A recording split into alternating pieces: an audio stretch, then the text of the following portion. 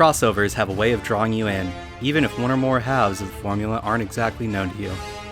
I can go on and on about Mario, but other than those screaming things that used to be Rayman related, I knew next to nothing about Rabbids.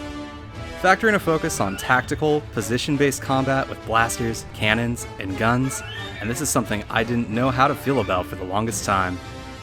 Now that I've played it beginning to end, and I still don't know much about Rabbids, but I've grown attached to the ones at the core of this game, and have seen Mario and his friends in a completely new light. There's a few problems here and there, but if this is a sign of the kind of collaborations Nintendo can be a part of, then I can't wait to see what comes next. When Mario Rabbids starts, you're put in a Mario-themed room of an inventor, hard at work refining her Super-Merge headset, a device that takes two things and combines them into one. Seems fine enough, until the Rabbids arrive in their hybrid time-washing machine and start to make themselves at home. As the Super-Merge starts to go off, they begin to combine with the decor, giving us the origin of the playable Rabbids and eventually warping them into the Mushroom Kingdom, where the majority of the now corrupted and merged Rabbids start to make their mark.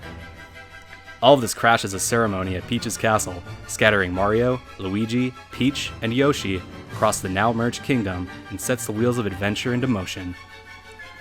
Guided along by AI companion Beepo, it's up to Mario, his friends, and the friendly Rabbids to set things right by finding an unlucky Rabbid fused to the Super-Merge itself to undo all of this before the distortion gets even more out of hand.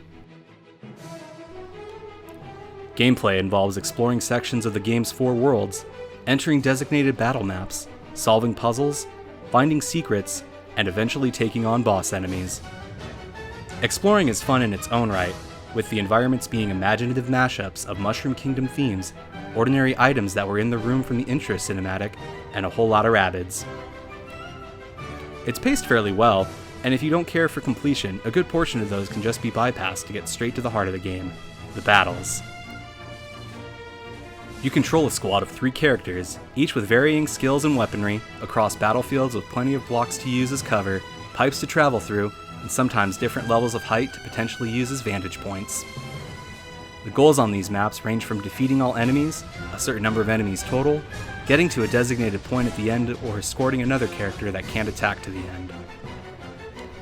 Common to all our heroes is a dash attack, to strike enemies for extra damage, and the ability to leap off of allies for potentially greater movement. You're able to do each of these once per turn, per character, along with their standard grid-based movement. With careful positioning, you can pull off thought-out team combinations, like having one ally dash attack an enemy to soften them up before another leaps off of the first to land on higher ground and pick off the just struck enemy. It's satisfying to pull off, and rewards you for thinking about the lay of the land and character positioning. It's not just movement skills that matter, though. As you unlock and purchase weapons, you'll gain access to special types of shots that add on effects to critical hits, sometimes with bonuses for certain enemy types. These include being able to bounce them away from you, and potentially off the map, sticking them in place with honey to keep them from moving, and plenty more. My favorites ended up being using ink to keep enemies from attacking for a turn, and being able to turn them to stone, where they become unable to do anything at all. That said, all the effects have their uses and preferred times, and with single characters having access to only 2 of these effects across their whole arsenal of primary and secondary weapons, it pays to think about how they'll potentially work with each other in a given battle ahead of time. All of these things blend together to create battles that are fun to plan for and to execute. With new enemy types and world-specific elements being added as you progress, there were always different ideas and strategies to consider. Putting them in action and seeing a team-wide strategy come together is really satisfying. Even failures can be fun, encouraging you to either invest in some new weaponry or change up your squad lineup. It won't be till the late game that you'll have full access to potentially everything, but it's possible to replay maps and take on extra challenges once you've completed a world. Revisiting worlds will also let you grab previously locked off treasure chests and even special hidden chapters with extra powerful weapon rewards.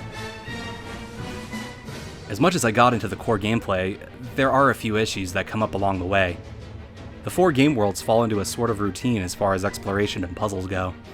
The difficulty was never too daunting, with a great challenge curve throughout the game, but occasionally I found myself repeating a map a few times before a strategy came together. This could be frustrating, especially since via their turn-based nature, the maps could take a while when repeated. Sometimes the camera will cut to a less than desirable angle, due in part to how much cover and elevated areas dot the battlefields, and maneuvering it to get a clear feel for things in the middle of a fight can be troublesome from the default view.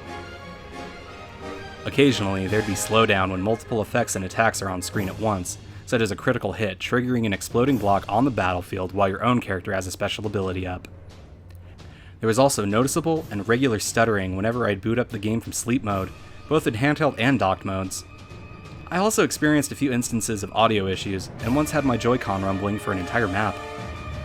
These were all minor in the grand scheme of things, but the regularity of the sleep mode related issue is worth noting. It's a credit to the game itself that I still thoroughly enjoyed it despite these, though I hope a future patch can smooth things out. Looking back on my journey through Mario Rabbids Kingdom Battle, I found myself thinking about just how much fun I had with every part of it. There wasn't a moment where I felt like I wanted to stop or that things weren't enjoyable. The feeling of becoming more adept at all of its moving parts is both powerful and joyful, encouraging me to try new things and have fun. Fun is where these two franchises overlap the most, and seeing that stay so true to the sources while trying something I never would have expected made me a believer. I hope this relationship between Ubisoft and Nintendo can continue in the future, reaching into further corners and characters of the Mushroom Kingdom, and giving me plenty more to play with. Till then, I'll keep jumping, shooting, and laughing my way through this successful first effort.